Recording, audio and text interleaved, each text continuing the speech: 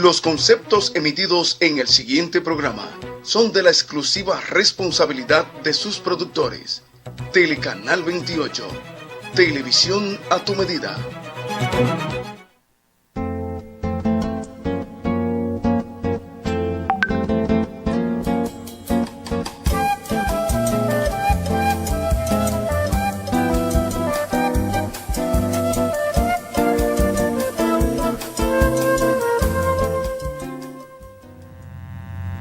Saludos país, muchas bendiciones para todos. Aquí se inicia Voz para el Cambio, esta ventana de compromiso con la patria. En el país siempre los temas nos mantienen a nosotros en la discusión, en la reflexión, en los análisis, en la ponderación. Y siempre desde el poder se impone un tema para entretenernos. Un tema que ocupa y preocupa a los trabajadores, a la población en sentido general. Y los de arriba siempre están tirando esa cáscara para que la gente se entretenga discutiendo y muchas veces tenga que irse a una huelga. O el tema ambiental, o el tema de los trabajadores, o el tema del salario, o el tema de los combustibles. Siempre hay un tema. Si yo estuviera en Dajabón, dijera para joder a los de abajo y que los de abajo tengan que luchar. Pero bueno, no estoy en Dajabón y no debo usar aquí esa expresión. El tema de la cesantía laboral.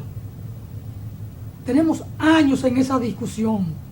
Los trabajadores o sus representantes por un lado, los patronos por otro. Entonces hay una discusión de años en esto. El dilema, cesantía o un instituto de riesgo con fondos para cubrirla. ¿Y quién va a aportar los fondos? El Estado, porque los empresarios lo quieren todo. Siempre hemos dicho acá que el empresariado dominicano es el más atrasado de la bolita del mundo. Es como que quisiera meter en una licuadora al trabajador y hasta bebérselo como si fuera un jugo. Y quiere la fuerza de trabajo, porque solo la fuerza de trabajo crea riqueza. Sin trabajo no hay riqueza. Dice la Corporación de los Empresarios, la Copardón, la cesantía es un alto costo y hay que reducirlo. Y la plusvalía, la sobreganancia o la sobreproducción que genera la fuerza de trabajo. ¿O acaso cuando le pagan 5,000 pesos a un trabajador, lo que él hace solo produce 5,000 pesos en valor equivalente? No. ¿Dónde está la plusvalía? Fue el gran olfato y la gran visión que tuvo Carlos Marx de analizar esto, de determinar ese valor agregado, lo que produce la fuerza de trabajo. Con todo eso se queda el patrón, el empresario, el capitalista. Ya eliminaron, de hecho, el Instituto Dominicano de la Seguridad Social. Y entonces con esto buscan crear otro instituto, una entidad que asumiría el pago de la cesantía, dicen los empresarios, los capitalistas. La idea es que toda la ganancia, toda la plusvalía quede en manos de los empresarios y que el trabajador reciba lo menos posible. El trabajador dominicano recibe tan poco que no le alcanza para reponer la fuerza de trabajo. Y esto no es nuevo. Esto lo plantearon los clásicos. Carlos Marx, Federico Engels, en aquel estudio formidable, El Capital, a mediados del siglo XIX, 1860, en esos años. Pero no, hay una actitud voraz del empresario dominicano. Sin embargo, en Estados Unidos, un gran empresario, creo que la gente de la General Motors, plantearon, hay que elevar lo más que se pueda el salario del trabajador para poderle dar capacidad adquisitiva para que la economía pueda estar en movimiento, para que haya un dinamismo económico. Y a mayor consumo de los trabajadores, será mayor la ganancia de los empresarios, de los capitalistas, porque más mercancía de ellos, de las que producen, puede estar en circulación. Pero aquí no. Mientras menos pagan, mejor. Y entonces, ¿qué capacidad de compra podrán tener los trabajadores si no ganan lo mínimamente suficiente para consumir en el mercado? A mayor capacidad de ingreso, más tranquilidad del trabajador, más entusiasmo para trabajar, pero al propio tiempo mayor capacidad de adquisición de bienes y servicios en la sociedad. Y por vía de consecuencia, hay un mayor crecimiento económico, hay un mayor dinamismo económico y hay mayor ganancia. La tasa de ganancia puede ser mayor para los empresarios si hay mayor capacidad de adquisición de bienes y servicios. Pero no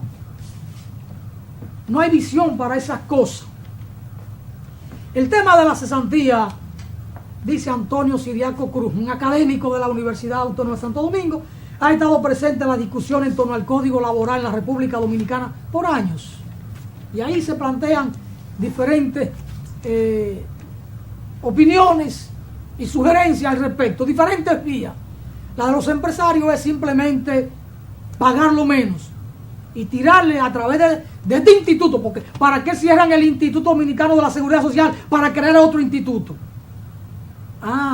Porque al crear uno nuevo, los empresarios se desprenden de unos costos o de un aporte para que lo asume el Estado.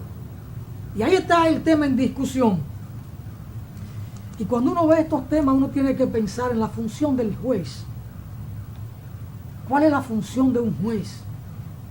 Es administrar justicia y es dar a cada quien lo que en justicia le corresponde o le pertenece. Y eso lo planteó el padre de la patria año 1844. Tampoco son teorías nuevas en el país. Un juez debe tener decoro, dignidad, ocuparse de su oficio. Y un juez no está ajeno a lo que pasa en la sociedad. El juez lo que no debe nunca, jamás, es postrarse a los intereses ni de un partido político ni de una clase económica. El juez tiene que administrar justicia con equidad, con imparcialidad. Pero cuando tenga una duda o que dos leyes colidan, el juez, si es justo, deberá siempre tomar la decisión que favorezca al menos pudiente, al más desfavorecido socialmente, para ser justo. Entonces un juez tiene que apuntar en esa dirección. Y quiero compartir con nuestros amigos y hermanos televidentes algunas reflexiones, una carta de una jueza brasileña, de la magistrada federal Raquel Domínguez do Amaraldo. Son nombres de los portugueses y de los brasileños. Dice este texto ejemplar de la juez federal de Brasil, de Raquel, y la leo. ¿Saben de qué se hacen los derechos, mis jóvenes? ¿Sienten su olor? Los derechos son hechos de sudor, de sangre, de carne humana, podrida en los campos de batalla, quemada en hogueras. Cuando abro la Constitución, además de los signos de los enunciados vertidos en lenguaje jurídico, siento olor a sangre vieja. Veo cabezas rodando de guillotinas, jóvenes mutilados, mujeres ardiendo en las llamas de las hogueras. Oigo el grito enloquecido de los empalados, es decir, de los que usan las palas, de los trabajadores, del obrero, ¿no? Me encontré con niños hambrientos, enriquecidos por inviernos rigurosos, fallecidos a la puerta de las fábricas con los estómagos vacíos, sofoco en las chimeneas de los campos de concentración, expulsando cenizas humanas de esas hogueras de los campos de concentración. Veo africanos convulsionando en las bodegas de los barcos negreros. Oigo el gemido de las mujeres indígenas violadas. Los derechos están hechos de fluido vital. Para hacer el derecho más elemental, la libertad, pasaron siglos y miles de vidas fueron tragadas, fueron molidas en la máquina de hacerse derechos. La revolución. ¿Tú creías que los derechos fueron hechos por los funcionarios que tienen asiento en los parlamentos y tribunales? ¡Qué engaño! El derecho se hace con la carne de la gente. Cuando se deroga un derecho, se pierden miles de vidas. Los gobernantes que usurpan derechos como buitres se alimentan de los restos mortales de todos aquellos que murieron para convertirse en derechos. Cuando se concreta un derecho, mis jóvenes, se eterniza esas miles de vidas. Cuando concretamos derechos, damos un sentido a la tragedia humana y a nuestra propia existencia. El derecho y el arte son las únicas evidencias de que la odisea terrenal ha tenido algún significado. Eso es una jueza. Ese es un ser humano valiente, sensible, y yo diría, desde el lenguaje de los jaboneros, tremendamente humana, esa magistrada, que va al fondo de la cuestión. Y hoy, cuando los empresarios, con la complicidad del Estado, quieren vulnerar el derecho a la cesantía de los trabajadores, hay que sentir el olor a sudor, el olor a sangre, y hay que mirar las espaldas de los trabajadores cuando fueron golpeados por los órganos de la seguridad del Estado, de la represión estatal, de esa Policía Nacional. Y hay que sentir las decenas, las miles de vidas muertas en las luchas sociales por las reivindicaciones laborales. Y hay que sentir el olor de la sangre de Mauricio Báez, o de Freddy Valdés, o de Julio de Peña Valdés. No se trata de cualquier cosa. Pongamos atención, pueblo dominicano, a lo que ha dicho esta magistrada de Brasil, Raquel Domínguez do Amaral.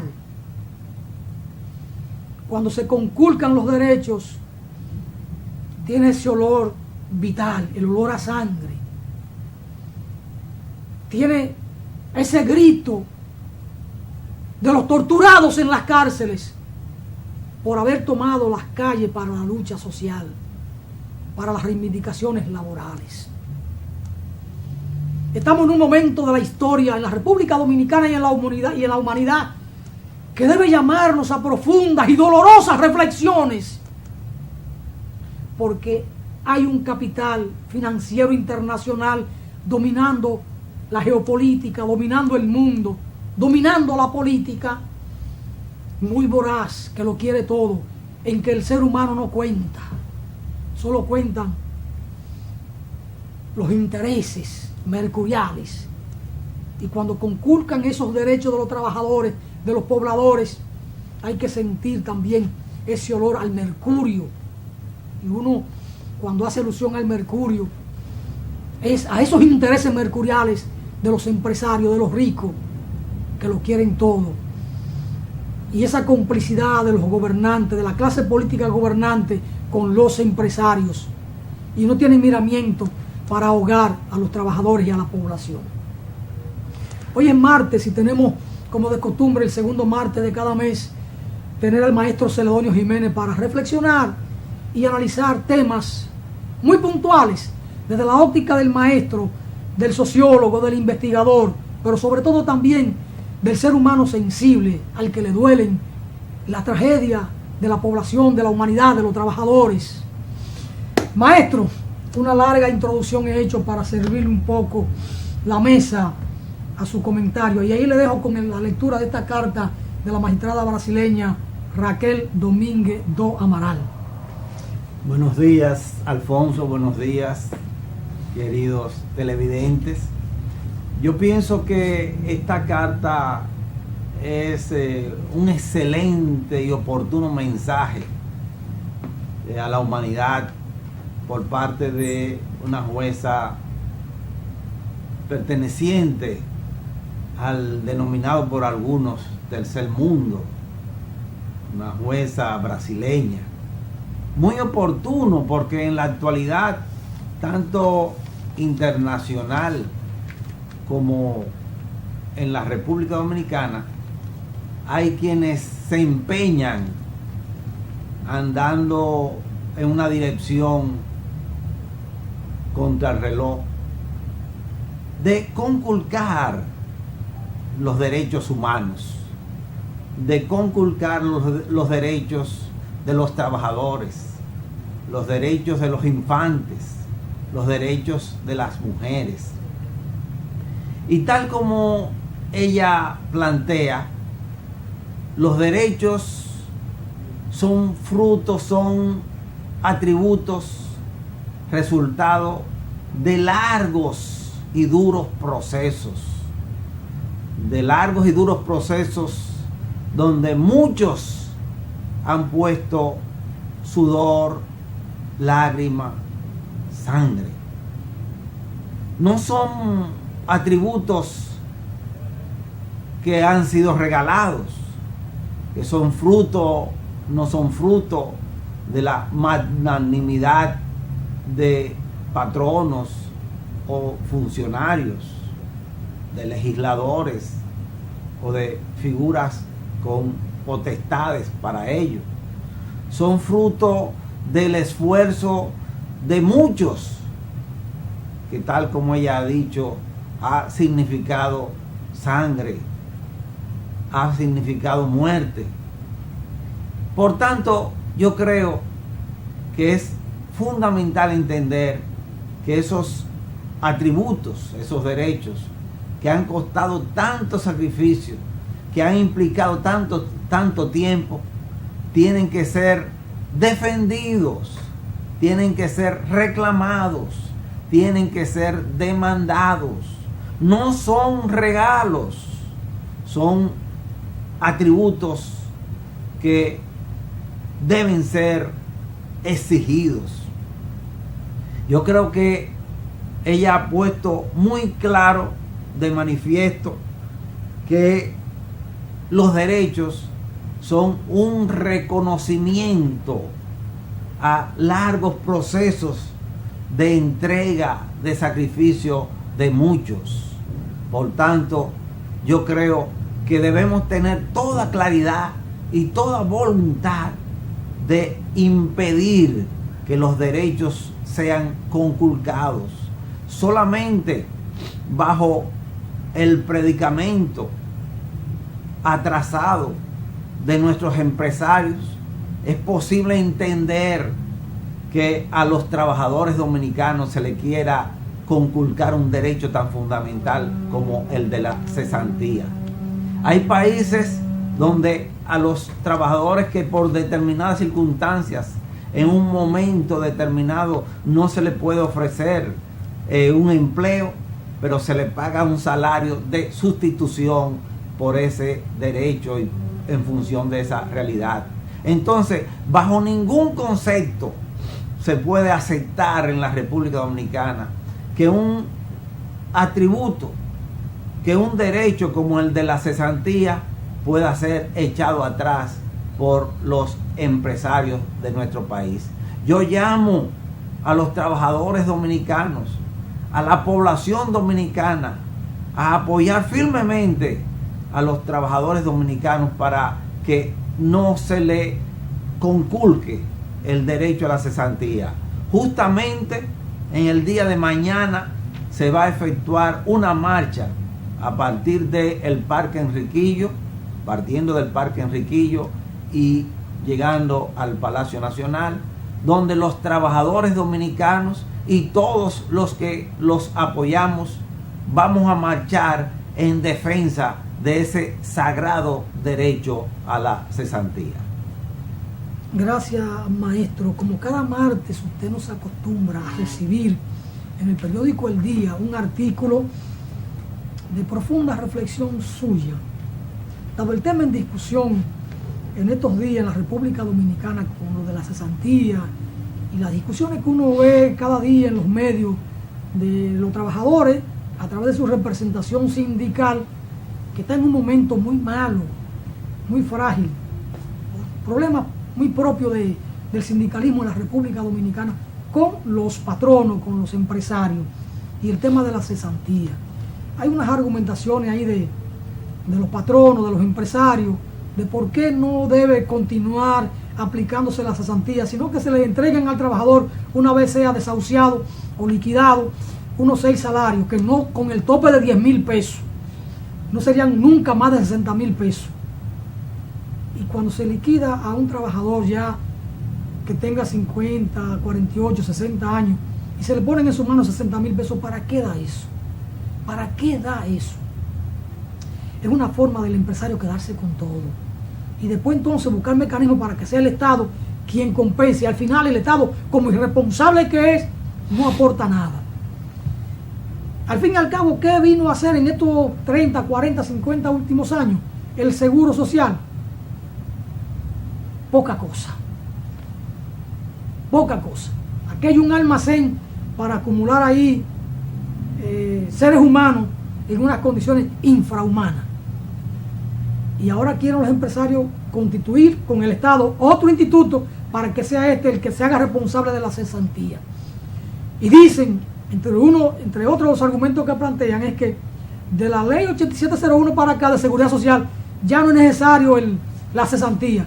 ¿Y qué ha sido la ley 8701? Un fiasco, una estafa a los trabajadores, una estafa a los empleados públicos, todo a favor de los empresarios, de los banqueros, que han acumulado cerca de 800,000 millones de pesos, que lo tienen acumulado ahí y no encuentran qué hacer con eso, y entonces se lo prestan al propio Estado. ¿Y por qué no era el Estado quien administraba esos recursos?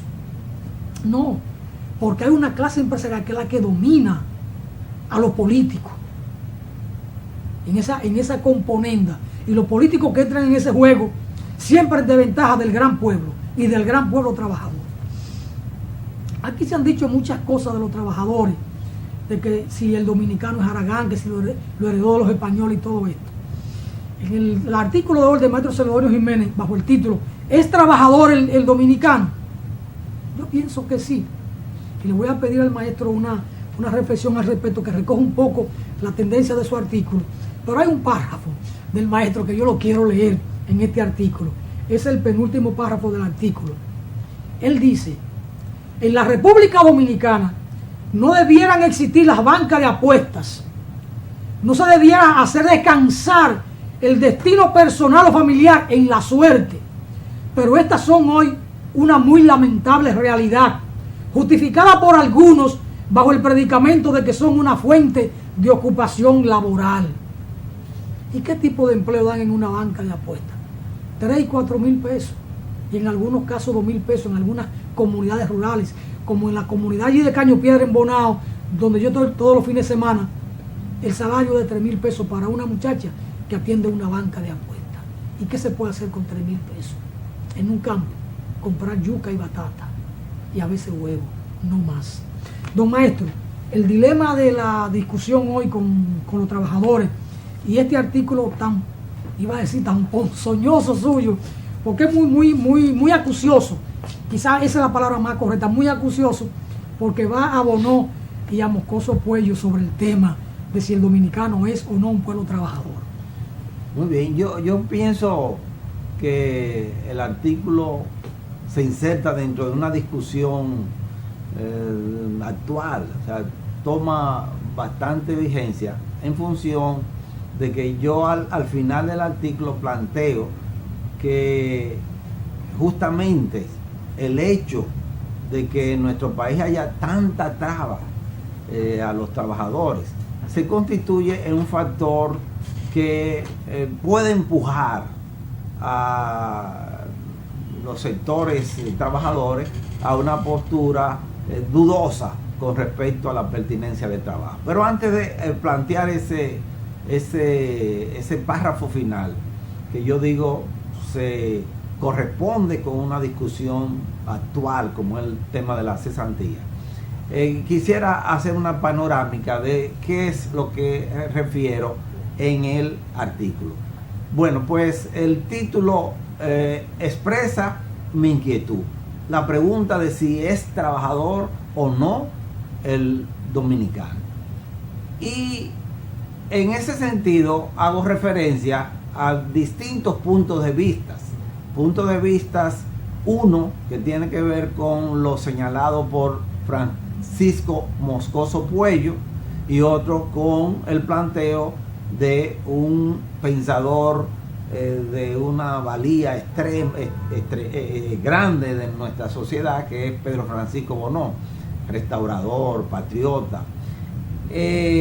Francisco Moscoso Puello plantea en su texto Cartas a Evelina que el dominicano no es trabajador, y lo plantea en función de criterios anacrónicos como es el determinismo geográfico.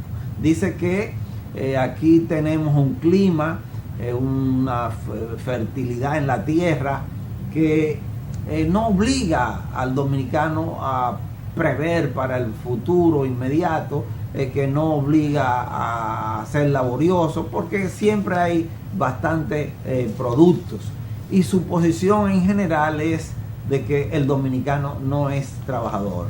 Y claro está, este planteo está inserto dentro de una concepción más amplia, donde él señala toda una serie de lo que él entiende taras del dominicano, que honestamente yo no comparto, y no comparte tampoco Pedro Francisco Bonó, quien sostiene por el contrario que el dominicano es trabajador como el que más.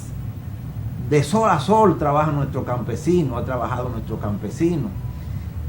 Ahora, Bonó plantea, a la vez que desmiente la posición de Moscoso Puello, plantea una postura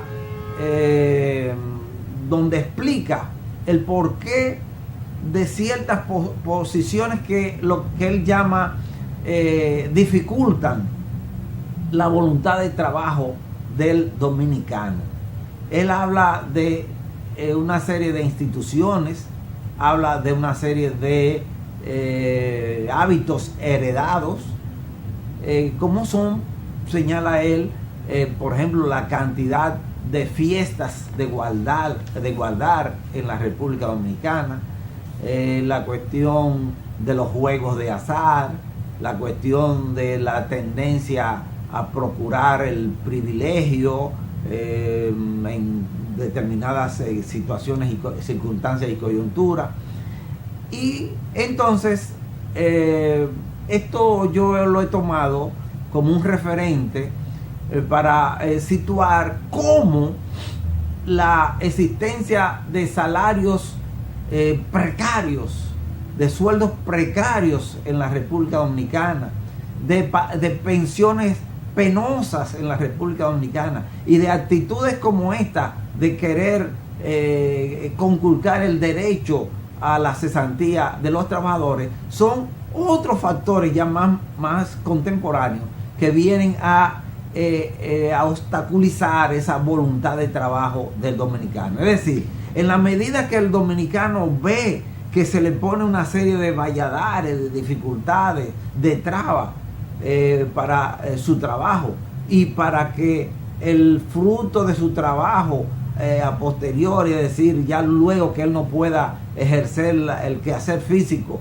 pueda tener una garantía. Los obstáculos que se ponen a eso son precisamente factores que yo lo vinculo a lo que Bonó plantea, obstáculos reales para que el dominicano se le dificulte practicar la voluntad de trabajo. Entonces, por eso yo, y a tono con lo que hoy se discute, considero que es importante que se estimule el salario y sueldo, el salario y sueldo adecuado para los empleados y trabajadores dominicanos, que se respete la cesantía, que se otorgue una pensión digna a los que por durante tiempo han dedicado esfuerzo para su bienestar y para el bienestar del país. Y eso entonces se va a constituir en un factor que va a reforzar el tradicional espíritu de trabajo del dominicano.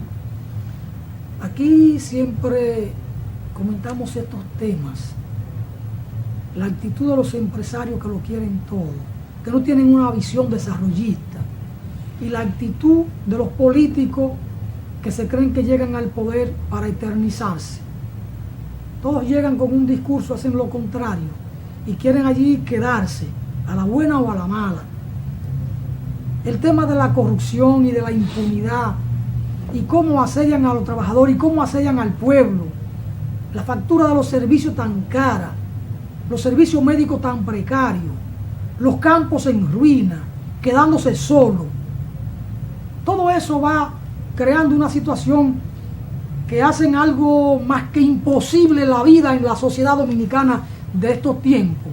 Por eso los jóvenes se ven asfixiados, ahogados y quieren emigrar. Los que se van a hacer una maestría o un doctorado no quieren regresar, porque ¿a qué regresan al país si no encuentran las posibilidades, las oportunidades?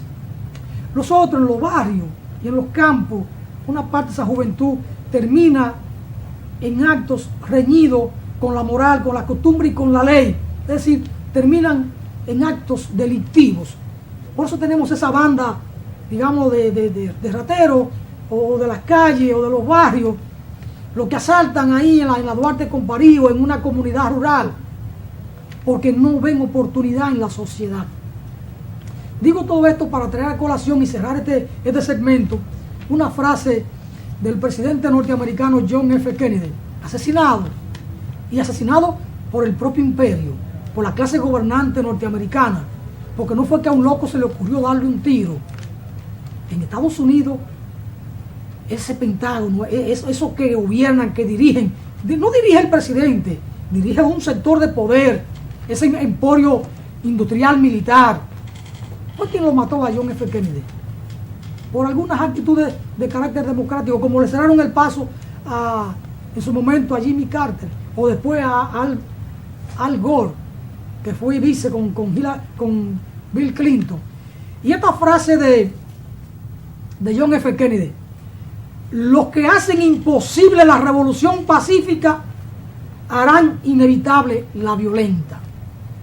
Entiéndanlo bien, señores de la clase gobernante, señores políticos del poder.